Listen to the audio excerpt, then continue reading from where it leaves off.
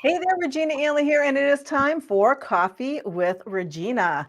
And I have my friend Lisa Best of Best1 Digital with me here today. Hi, Lisa. Good morning. I'm so happy to have you here today.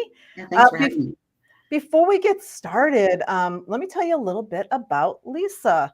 Lisa is the founder of Best1 Digital. She has a company that's dedicated to helping entrepreneurs and professionals grow their businesses with smart, affordable digital solutions. And if you have a business, you need digital solutions. So this is important. So make sure you're paying attention here. She's got over 15 years of experience in content marketing, sales, and communications, and she is one of my cohorts in our AI world. And she has some awesome AI driven strategies that she uses as well. She's Mhm. built a reputation for creating tools that help business owners cut through all that noise and reach their goals faster. And you know, one really cool thing we are going to talk about, we aren't going to lead with it, but we are going to talk about it. It's that all important analysis paralysis, because we all get it from time to time. And Mhm. Lisa is the whiz at Mhm. helping break through analysis paralysis.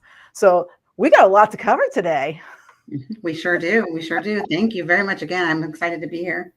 Yeah, so let's just start about, marketing. When we talk about marketing, it doesn't matter if you're a coach, consultant, it doesn't matter what kind of business you are. Yeah. If you have to do some kind of marketing. So let's just chat about your marketing experience and in your what do you do with marketing, and when you this is going to pack a lot in here. When you talk about digital solutions, what does that actually mean? Yeah, and it's funny you say that because I know when I started my business, I started calling it digital assets, and everyone's like, "What's digital assets?" But for me, what it does is we've come such a long way in marketing from 15 years ago when I started in it. And then it was just get your name and your brand in front of the customer. And now it's all the different customers and trying to analyze the personas and trying to figure out the competitors. And then you add in all of the online like SEO and all of the things that are happening with ads. I mean, there's like a million different ways that you can approach marketing, and now opening it up with AI and what you can do with the tools there, it's just filling in any gap that anybody's ever had. If they need content, if they need calendars, if they need templates, it's all just so much easier to manage and grow your business with the marketing tools available to us. Right. And when you think about it as our primary audience here are coaches and consultants. And Mhm. as a coach or consultant, there are there's like a minimum level of digital tools that you need in order to run your business. You need some kind of CRM. You need that customer relationship management platform. You need to be able to, send out email campaigns and create landing pages and do all that kind of fun stuff. You need some kind of a calendar. You Right. need some kind of a website where people can find out who you are and what you're doing. So these are all parts of your digital assets, right? Correct. And it's interesting you say that too, because I've always been in content writing, content management, and that's my passion, creating and reaching people with the message, whatever message that is. And now, as I'm a business owner, it's like I feel what my clients are feeling. Like, how do you get to the content? I just realized it's been 6 days since I've been in my store to add new content. I have about 60 assets to put in there, and I can't get to them because of all of the other components that need to happen to starting a business. So I've been branding, I've been working, trying to get the website going. It's just like all these different arms coming off of being a business owner. There's a lot of hats you wear. So I think again, having some of these templates and tools are just they're life saving to especially a small or medium business owner that doesn't maybe have the ad spend or the just budget that some of the corporations and enterprise level companies do.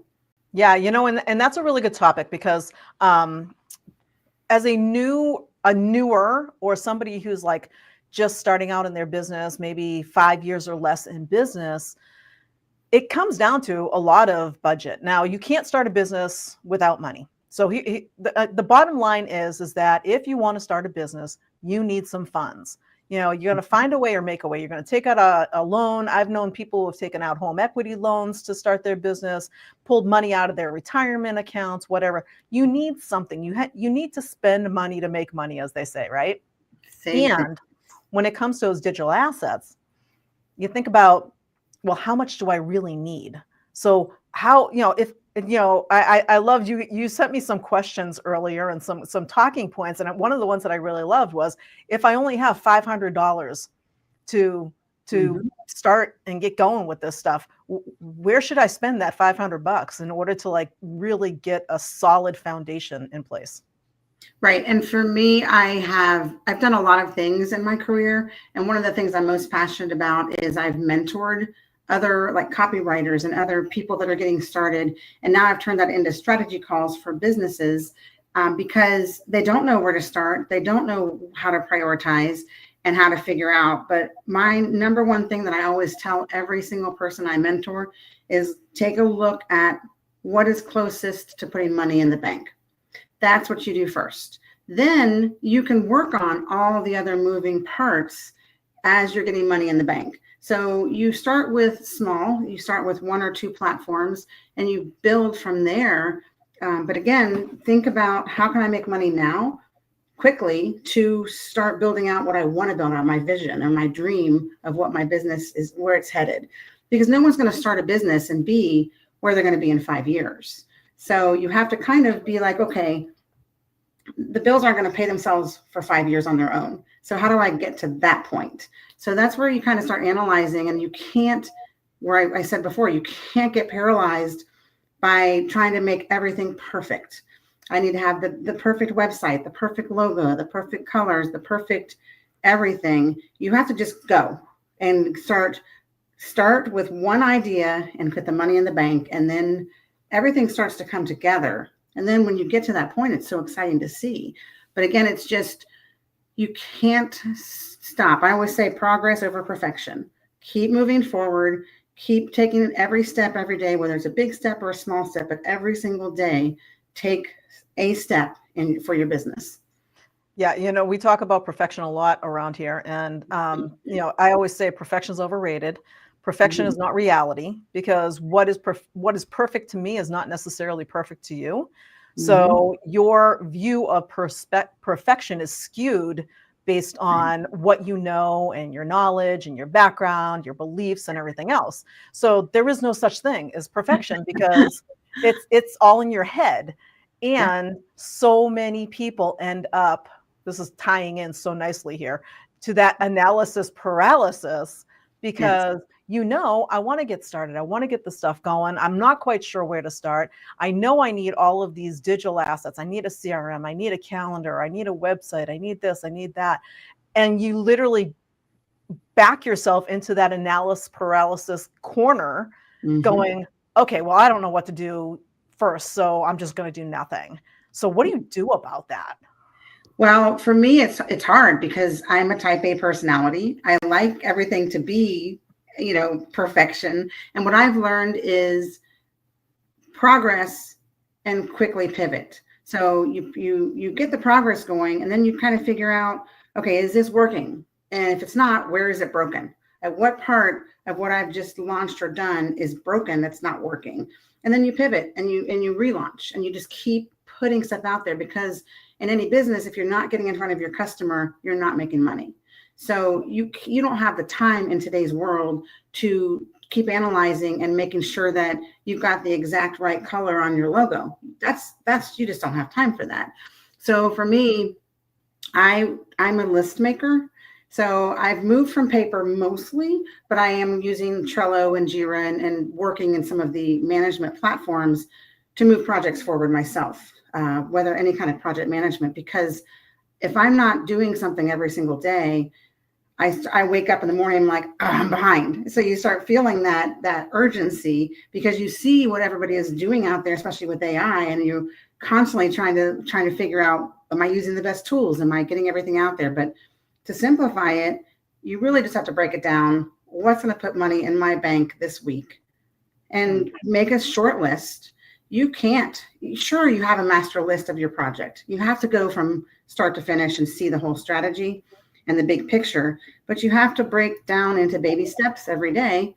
Otherwise, you're going to get paralyzed. There's a lot that we all face in our day, and that's just in business. And we don't even add in the personal side and everything that's happening with personal lives. So I just think it's important to make your list, keep it short, have a manageable 2 or 3 goals every day and go from there.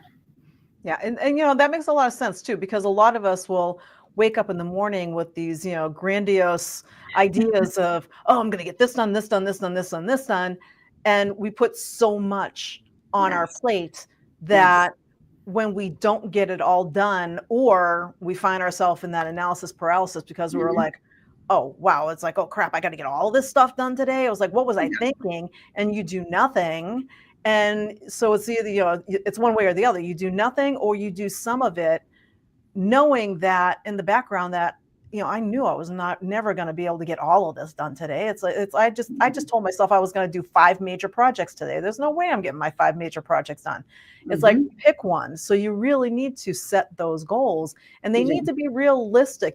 We talk about SMART goals, right? They need to be realistic Yes. goals that you can set each day so that you can accomplish something. Because when you do get something accomplished, that's when that reward system in your head goes off. It's like, yes, I finished that, and you feel good, and that keeps you motivated to keep going. It does. And I think there's a book called Eat That Frog that they always say, do the hardest thing first. That's For Brian me, Tracy. you have to kind of know how you work. Like for me, I know my brain works best in the morning. I'm a morning person. So I make my list the night before of what I know I have to accomplish the next day. And then I do the hard stuff first and knock it out. And sometimes it's not even that hard. It might be I'm doing edits in the morning and then I'm doing creation in the afternoon, because I know my brain is strongest to edit in the morning. So you have to kind of start to learn how you best work. But again, I'm a firm believer in making your list, whether it's on paper, whether it's in some kind of electronic or digital platform, and just not beating yourself up. If you don't make it, give yourself some grace, because things happen, life happens, and you can't beat yourself up especially if you're making giant lists and you're not getting there. You have to take a step back and say, this is a realistic goal. Even if it's one thing, I'm going to get this one thing done today, and know that you took steps towards your business, and acknowledge that to yourself. Say, hey, I did this today and it's good and I'm proud of it. And it doesn't have to be that you reached out to 100 people or, created 50 assets. It just has to be that you did good and it's okay and you're enough. So that's kind of how I look at things. I actually, I'll hold it up here. I like to write things down on paper because I am, Me too. yeah. So I am the type of person. So we talk about different personality types, right? I'm that type of person that Mhm. I get immense satisfaction for putting a check mark next to something. Mhm. And as soon as I put a check mark, I'm like, yes, there's like a shift in my body when I put a check mark on something, Mhm. that it's like, yes, you accomplished it. And it could be something really simple. It could be something really super easy, Right. but there's a check mark next to it. And that little burst of energy keeps you going for the next thing and the next thing and the next thing. So I personally like that. But you did mention Trello. Mhm. So Trello is good for projects and lists and that kind of thing. Tell me a little bit more about how you're using Trello today. Well, Trello and Jira and all the project management tools that are available to us, Smartsheet, I'm a super fan of. It just enables you to not only create your simple tasks, but then move them. It's kind of like your check mark. So you get to Mhm. move them to the next field, so that you're continuing to always see your progress. And I think sometimes that visual progress is important, because we do get busy and we have so many things happening in our day. Mhm. And again, it gives you the opportunity to recognize, I got that done today, or I got some of it done and it's okay. And I'm going to work on it more tomorrow. So it's just a matter of, for me, it was an anxiety builder. I set these giant projects for myself. I'm like, I need to do this, this, and this. And I'm learning to scale back with project management and see that, okay, this is what I want to do, but is it realistic? Is it a SMART goal? that I can actually accomplish and feel good about. So that's where I've kind of stepped back, and I'm not, I feel like part of me is like, okay, I'm not moving as quickly as I want to. But then the other part is it's okay because I'm doing it well and I'm moving forward. And that's the thing. It's moving forward versus trying to figure out, okay, how do I get all of this done in one day? You're setting yourself up for failure that way. Yeah, you know, the key is really slow and steady wins the race. And Yes. there are so many people out there that are doing the hustle and grind, we're gonna say. Yes. Uh, Yes. two words that I absolutely hate. Hustle and grind. If you're hustling and grinding, there is only so much that you're gonna do before you burn yourself out. So for all the people who are going, but I want to get out there first, I want to be first to market. You know what? How many billions of people are on this planet? How many clients do you really need to create a successful business? You don't need a lot of clients, depending on what you have for your products and services. You know, you have one high ticket program. If you're a coach or a consultant, you have one high ticket program. You might only need 10 people to hit your mid six figures, depending on the price of your high ticket item. You know, so it depends on what you're doing and who your target market is. And you don't necessarily need all of those people. So no matter what, slow or steady, or hustle, grind, burn yourself out fast, regardless, you're going to get your clients if you do it right. Correct. And I know I look at too that, I mean, growing up, we always heard the saying, love what you do and the money will follow. And I believe that in today's world, we're away. Oh, there we are. But you have to try to keep up as it's constant urgency online of capturing someone's attention and trying to hurry. But if you look at it and if you're doing what you love, the money absolutely will follow. What my life experience is every single time I've chased the money, it's not worked. I find when I do what I'm passionate about, it always follows. It always comes together and it always works. So that's where I'm, like I said, I'm trying to, I feel like because there's so many moving parts, I want to hurry and do all of them, but I'm also learning to take a few breaths and know that I'm still moving forward. I'm building something really, really good, and I'm excited about it. And I'm enjoying it, and that's what matters. Yeah, and you know, and sometimes you need to take a step back, especially if you're that perfectionist who thinks, well, I have to have everything perfect before it goes out. So of course you basically place yourself in analysis paralysis because now you want everything to be perfect. And the bottom line is that it doesn't have to be perfect. It just has to be launched. Yeah, you don't want something that is going to make you look bad because it's so bad.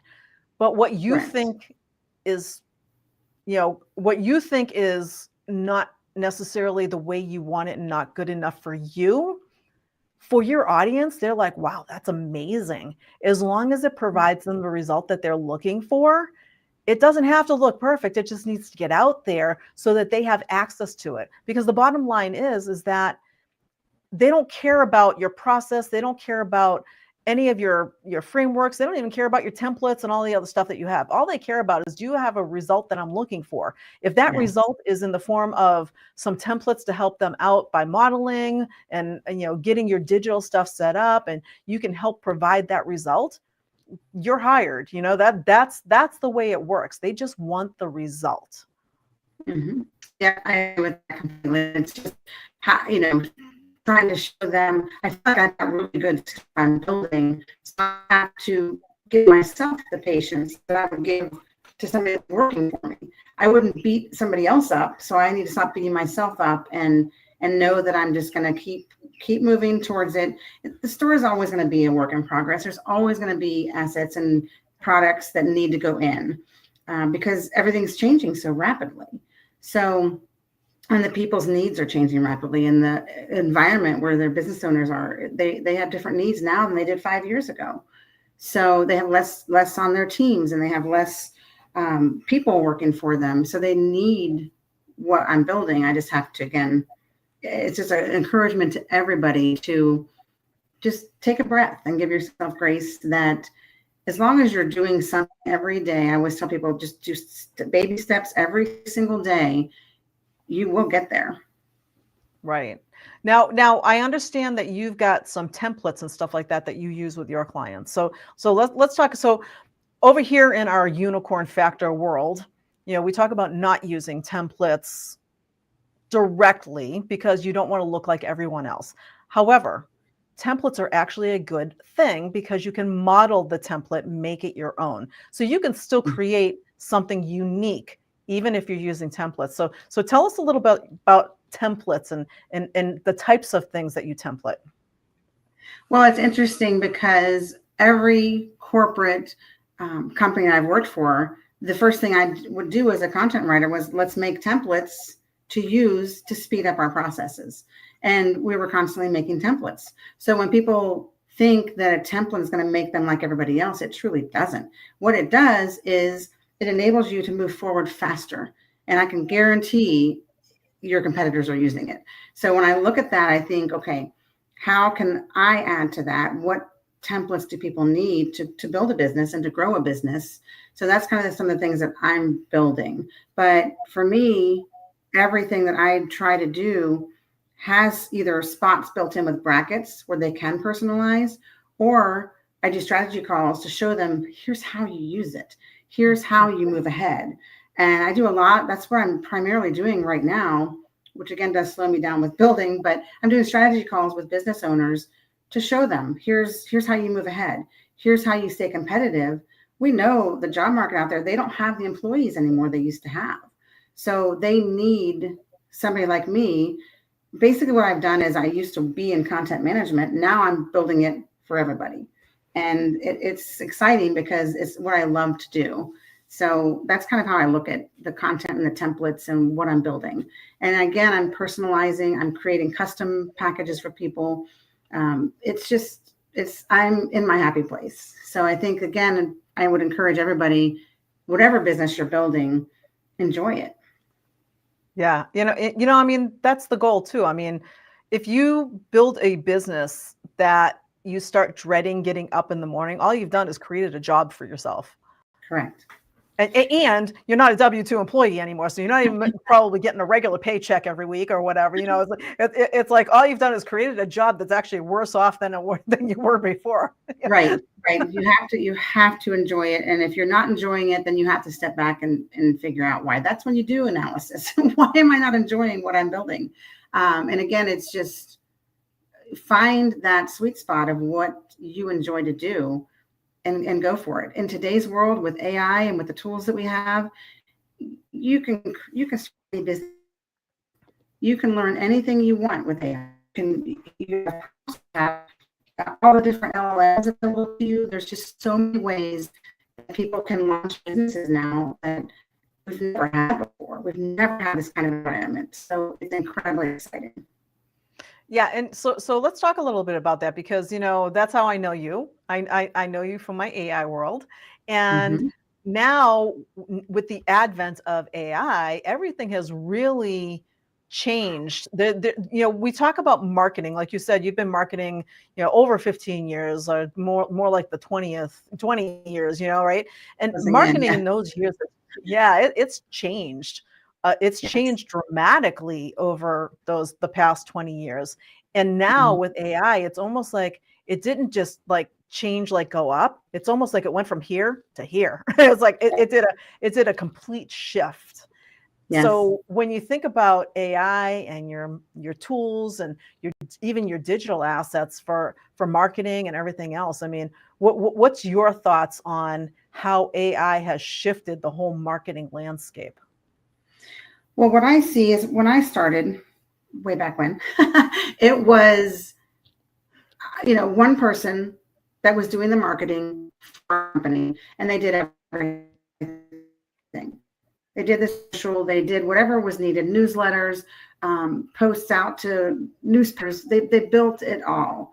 And then as companies grew, they started hiring a social media manager, and they would hire a content manager and a lead gen manager. They started building out these ginormous teams. And now what I'm seeing and hearing from a lot of companies I'm working with is, and I hate to say it, it's not like people are losing their jobs, but if you're not using AI, people, they're scaling down they're moving back to smaller teams, and they need to know, like everybody that I've talked to that says they're using AI, they're using ChatGPT. I said, well, what LLMs are you using? And they don't understand the world that we're in, and all of the agentic tools that we have, and the website builders and stuff that's just generating so quickly. So that's where I do the strategy of how to integrate AI into their business, because that's the new world of marketing. And even when chat first came out, I was always a proponent of it's a tool. And there was a lot of people that said, no, we don't want to use it. And there's still people that say it's, they don't want to use it. But for me, it's always been, how can I be better, faster, smarter? And every tool that's come out, not every tool, but every tool I can, I'm learning, how can I use this? I'm substituting one tool versus the other. And I'm teaching my business owners how to incorporate that so that they can also be better, faster, smarter in today's landscape, because it has to happen. And if you're not using AI, then you're behind already. You're already behind. Yep. So I'm hearing more and more. I was on a call with the CEO last week, and he said, we've really scaled down, and they're buying AI programs, but they need a touch. They need someone that's going to help them humanize it. So I'm trying to teach them how to move in this new world that we're in. So that's a lot of what I do. I'm thinking about business and where I see that, and just so many things that they can do with AI now. It's exciting. Yeah, I really think this is a really cool period to be in business because of AI, because there's so many new things that you can do. And we are quickly running out of time here, because you and I could chat forever on this, because we have similar businesses, we talk about the same stuff, and we do this, some of the same things, and talk about our AI. We could do a whole session just going through AI stuff. So maybe we're going to have you back again to talk about that. But I can do that. But for now, I know that you have something for our folks here who are tuning in, and it's about it is AI. It's about some of these power prompts that we use. So tell us about what it is and how it helps your business, and we'll tell folks how to get it. Sure. So Regina and I both work on what we call super prompts, or advanced AI prompts. And I always take them a little step further. I call it kind of building them up a little bit more. They're super jacked up AI prompts. And I'll add in, for example, if I'm doing a prompt on copywriting, I'm going to add in Joseph Sugarman and Dan Kennedy and all the key players that I know that I want to use their techniques, and I'll build those into the prompts. So what I have built today for y'all is 2 different freebies. One is for LinkedIn to optimize your profile, because LinkedIn is where everybody is now for business and where they've been. So that's where, if you're not on LinkedIn, this will help you with your profile. It'll help you just do what you need to do to draw either recruiters or draw clients or draw whomever you want to draw. So the unique thing about the advanced prompts is they're big. First of all, they're 6 to 11 pages. So one of the calls I do is to teaching people how to use these for their business. Is you want to copy the prompt into some type of a Word doc or whatever you use. And there's brackets in the input section where you put all of your personal information. So you input everything, whether it's a URL or whether it's a goal that you have, whatever is in there, your audience, and then you save that and you attach it to any LLM, and it will give you incredible results. So that's how you use the advanced prompts. So I included just to step back for a second, because some of our audience doesn't know what an LLM is. Okay.